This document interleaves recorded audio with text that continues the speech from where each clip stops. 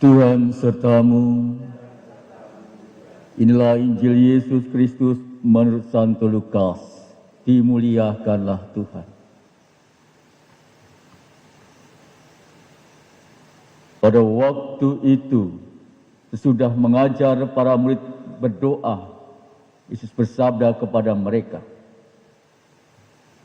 "Jika di antara kalian ada yang tengah malam pergi ke rumah seorang sahabat dan berkata kepadanya, 'Saudara, pinjamilah aku 3 buah roti, sebab seorang sahabatku dalam perjalanan singgah di rumahku, dan aku tidak mempunyai apa-apa untuk dihidangkan kepadanya.'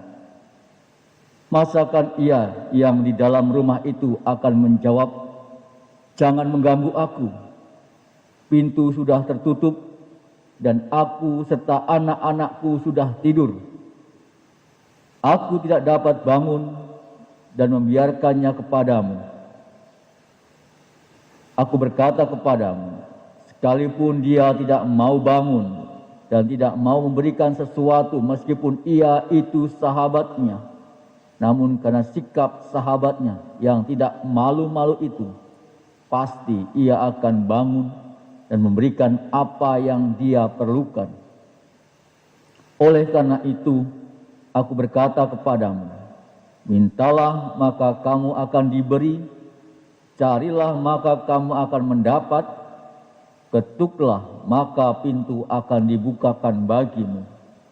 Karena setiap orang yang meminta akan menerima, dan setiap orang yang mencari akan mendapat, dan setiap orang yang mengetuk akan dibukakan pintu. Bapa manakah di antara kalian yang memberi anaknya sebuah batu kalau anak itu meminta roti? Atau seekor ular kalau anaknya meminta ikan? Atau kalajengking kalau yang diminta telur? Jika kalian yang jahat tahu memberikan yang baik kepada anakmu, betapa pula Bapakmu yang di surga, ia akan memberikan Roh Kudus kepada siapapun yang meminta kepadanya." Demikianlah Injil Tuhan. Terpujilah Kristus.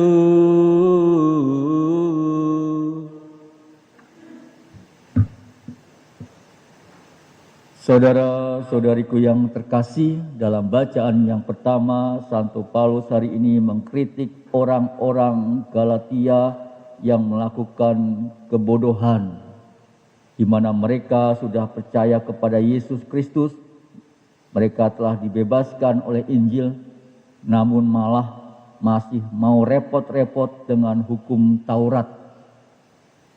Mereka telah memiliki berbagai karunia rohani melimpah-limpah karena Injil Yesus Kristus, namun malah masih menengok ke Taurat yang membuat mereka mundur beberapa langkah dalam kehidupan iman.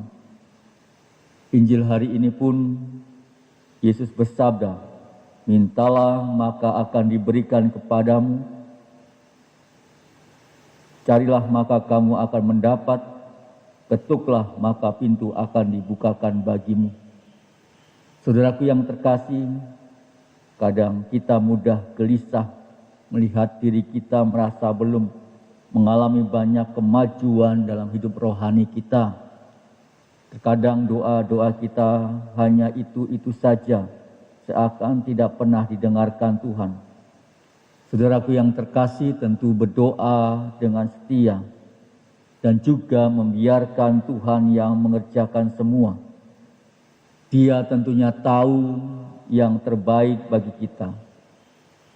Keresahan kita, kegelisahan kita, kecemasan kita seringkali meliputi lubuk hati setiap insan. Ada perasaan bahwa doanya tidak berarti, tanpa makna, adanya kekosongan dan juga hambar. Inilah tentunya tantangan hidup beriman kita. Apakah kita tetap setia dalam doa-doa kita, atau sebaliknya kita ini mudah putus asa Tiap saat kita mengadakan komunikasi dengan Allah dalam segala doa-doa kita. Yesus berharap agar kita tidak menyerah untuk mengetuk hati Allah.